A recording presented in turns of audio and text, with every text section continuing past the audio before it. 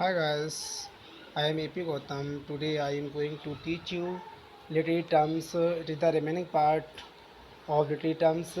I have already taught you about literary terms in my first video, and it is second video related to literary terms.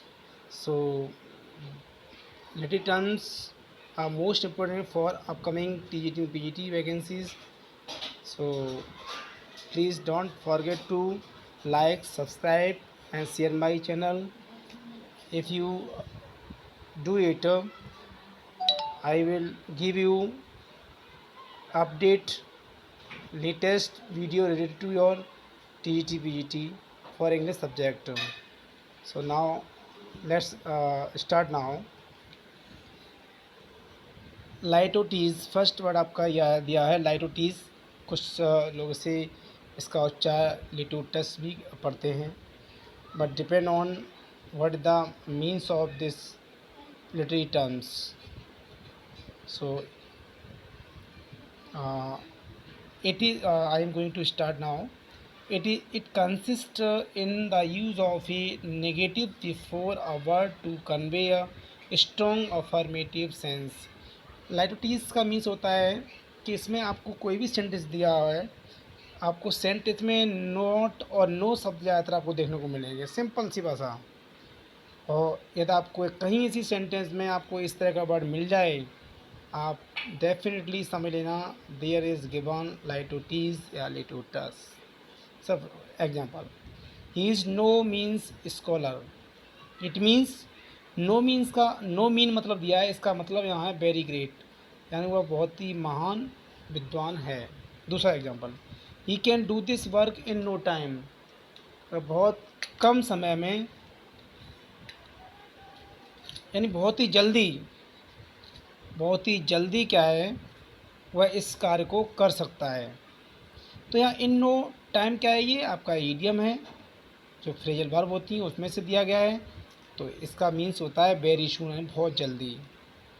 Third example है she is not a beautiful queen. यहाँ देखिए not word इसमें भी दिया हुआ है, आप समझ जाइए। नो नॉट तीनों ही सेंटेंस में आपको देखने को मिले होंगे, तो आप समझ जाइए यदि ऐसी स्थिति आपको देखने को मिलती है तो वहाँ लाइटोटीज लिटरेरी टर्म्स डेफिनेटली आपको मिलेगा और आप उसे समझ सकते हैं कि it is given litotes in this sentence. तो यहाँ दिया she is not a beautiful queen. Beautiful, not a beautiful का मतलब यहाँ है she is an ugly queen, बदसूरत, वह सुंदर होता है। लेकिन यहाँ नोट लगा दिया तो नेगेटिव हो गया, जस्ट अपोजिट हो गया इसका। तो आई थिंक आप समझ गए होंगे। नेक्स्ट है देखिए मेटोनमी। देखिए जितने भी लिटरेरी टर्म्स हैं या आपका टी से रिलेटेड जो भी सिलेबस है उसको मैं अपडेट आपको इस तरह की वीडियो बना के देते रहेंगे, चाहे आपके लिटरेरी टर्म्स हों, फिगर स्पीच इसी से रिलेटेड होते हैं, या राइटर्स जो भी हैं हमारे प्रेस का उससे रिलेटेड जो राइटर्स हैं उनके द्वारा जो भी वर्क है उनका, उसको भी हम आपको बताएंगे इसके बारे में। या ग्रामर पार्ट है वो भी बताया जाएगा।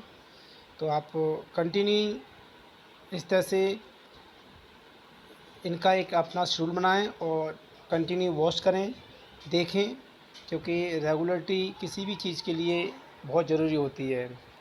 और मैं इसलिए बता रहा हूँ कि I have also qualified 4 times TGT, but still I am not selected due to some reasons. इसका एक रीज़न जो है, कई रीजन्स के पीछे हैं, और मैं इसलिए आपको बता रहा हूँ इसमें कि किसी भी लक्ष्य के लिए आपको सबसे पहले उसकी रेगुलरिटी बनानी पड़ती है, उसके लिए डिवोटेड होना पड़ता है, 100% आपको उसको देना पड़ता है।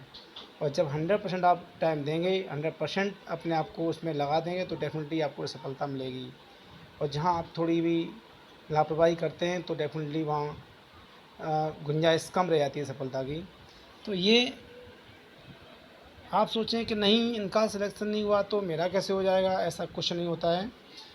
हम आप भी प्रयास कर रहे हैं और करते रहेंगे, और डेफिनेटली है कि सफलता का मतलब है कि कहीं न कहीं आपकी कहीं कोई न कोई हमारी कमज़ोरी या कमी रह जाती है, वो जैसे मैं आपको बताया अपने बारे में, तो मैंने कभी भी 100% नहीं दे पाया। जो हमें प्रॉपर टाइम देना चाहिए उसके लिए नहीं निकाल पाया, due to some financial problem it may be, और सम फैमिली प्रॉब्लम्स।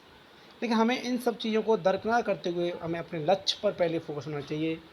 ये हम सभी को पता होना चाहिए।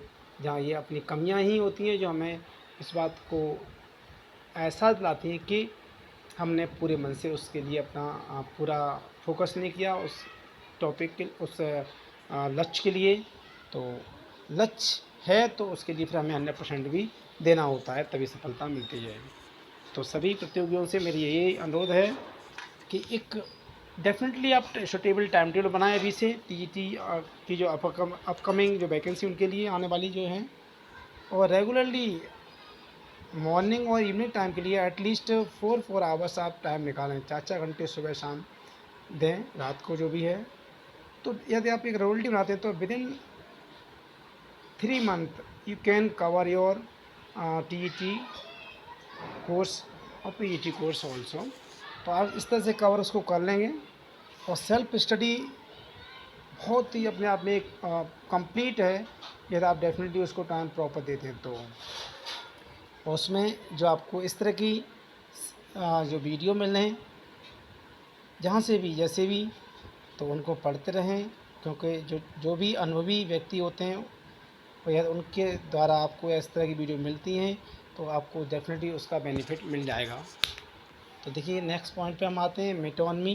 मेटोनमी क्या दिया हुआ है देखिए, चेंज ऑफ नेम। इसका मतलब होता है चेंज ऑफ नेम, मतलब बदला हुआ name. In metonymy literary a change of name an object is designated by the name of something which is generally associated with crown for royalty। अब यहाँ दिया है कि मेटोनमी में क्या होता है, एक तरह से कोई भी वर्ड दिया है उसका मीन्स जो है उसका डिफरेंट, मतलब वो वर्ड है उससे बिल्कुल डिफरेंट होगा, उसका वो वर्ड कुछ होगा और उसका मीन्स कुछ और निकलेगा।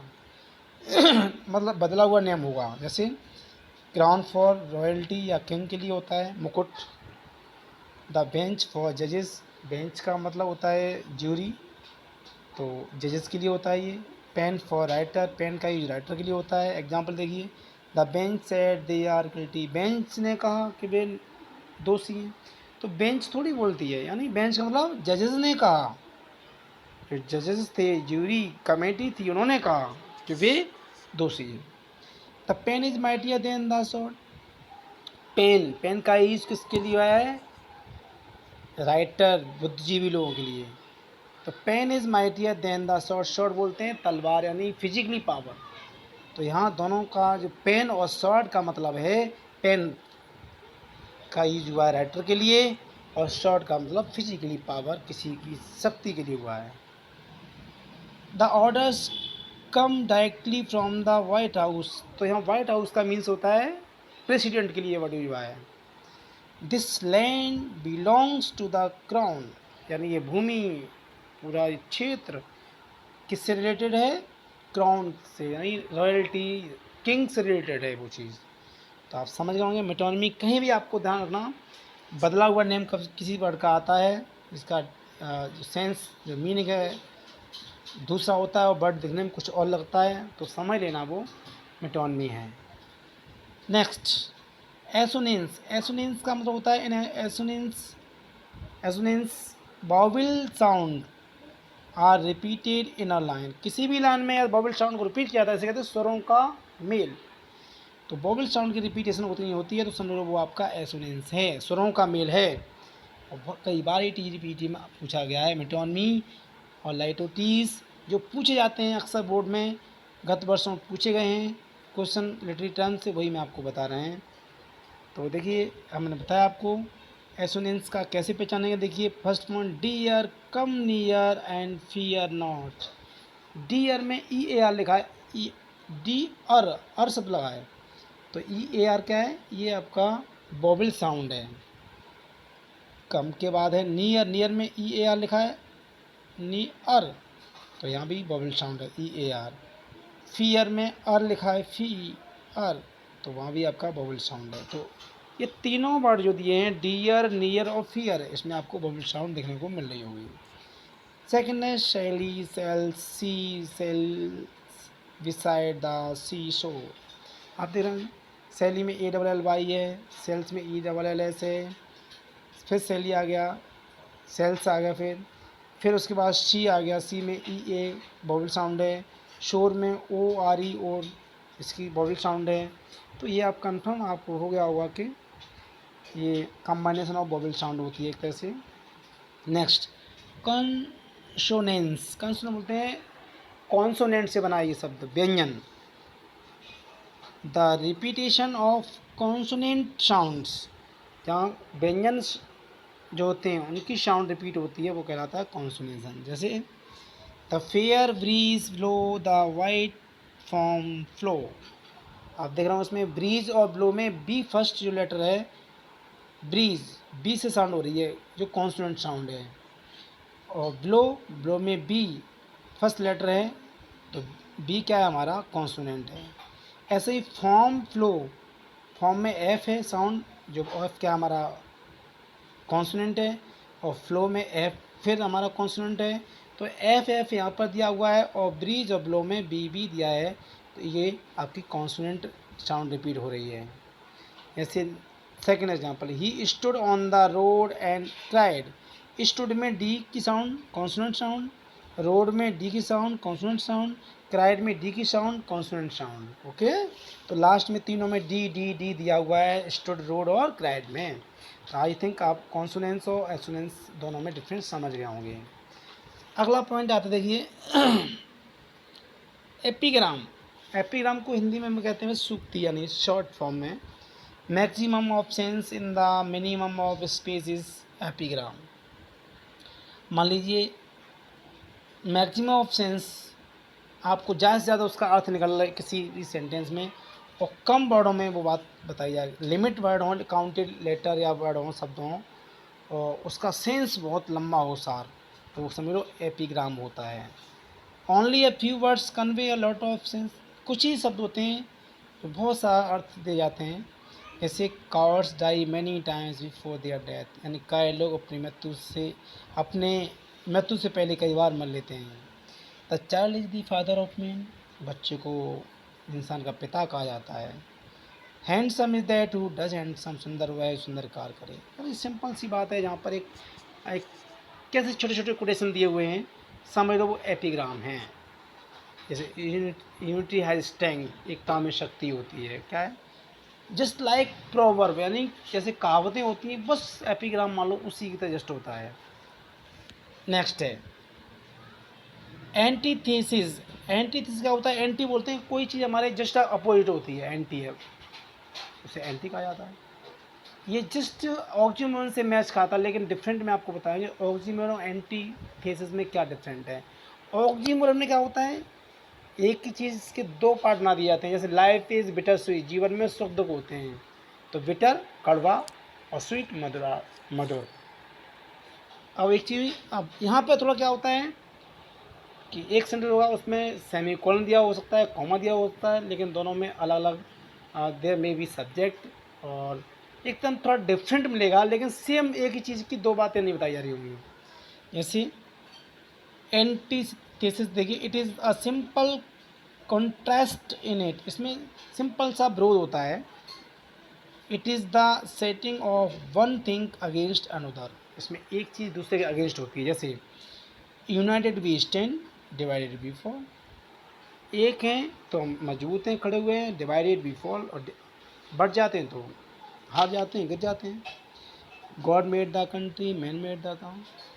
अब दो शुरू में गॉड दिया है, अगले बार सेंटेंस मैन दिया है, तो डिफरेंट है कि नहीं है। तो आप समझिए यहाँ जो डिफरेंट कहीं थोड़ा बहुत मिलता है देखने को, तो वो आपका एंटी थेसिस है। और एक ही चीज़ की जब दो क्वालिटी जस्ट अपोजिट बताई जाती हैं वहाँ पर, एक अच्छाई बुराई कैसे मान लीजिए, तो उसे ऑक्सीमोरन में कहते हैं, उसे कहते हैं विरोधाभास। ठीक है, और ये उसी से मैच खाता हुआ, लेकिन आपको समझना होगा सिर्फ कि वहाँ एक ही चीज़ की दो दो पहलू बन जाते हैं। जैसे लाइफ इज़ बिटर स्वीट, जीवन में सुख दुख होते हैं, और यहाँ पर क्या है, God made the country, man made the town. यहाँ पहले में गॉड है, दूसरे में मैन है, लेकिन दोनों के अलग अलग डिफरेंसेस हैं। Next, snack dog. Snack dog देखिए, it is a form of metonymy. ये मिटोनमी का ही बस उस रूप होता है, जिसे हम कहते हैं सिमली और मेटाफर। तो मेटाफर में हम कहते हैं इट इज़ एम्प्लाइड सिमली, उसको भी एक तरह से सिमली से मैच खाते हैं। केवल कंपेरिजन वर्ड्स नहीं दिए होते हैं मेटाफर में, तो उसे हम मेटाफर कहते हैं। तो ये इसी तरह यहाँ पर दिया हुआ है स्नैक डॉग में, in which a part is used for the whole और the whole is used for a part. यहाँ एक छोटा पार्ट है वो संपूर्ण के लिए होता है और संपूर्ण छोटे पार्ट के लिए होता है, ऐसा हो जाता है। जैसे देखिए, ब्रेड फॉर फूड,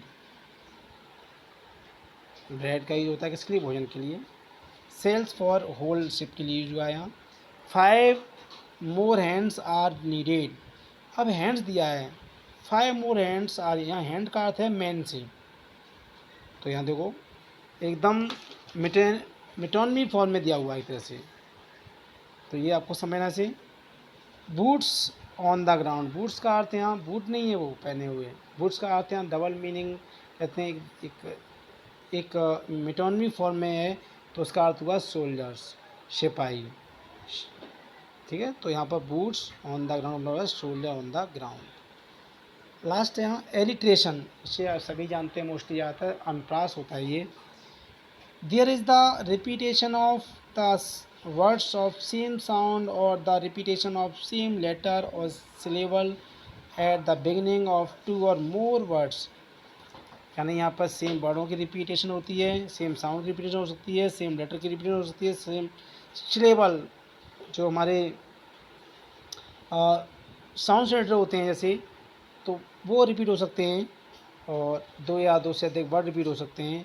तो देखिए जैसे एग्जांपल फर्स्ट दिया, how high his highness holds his haughty head.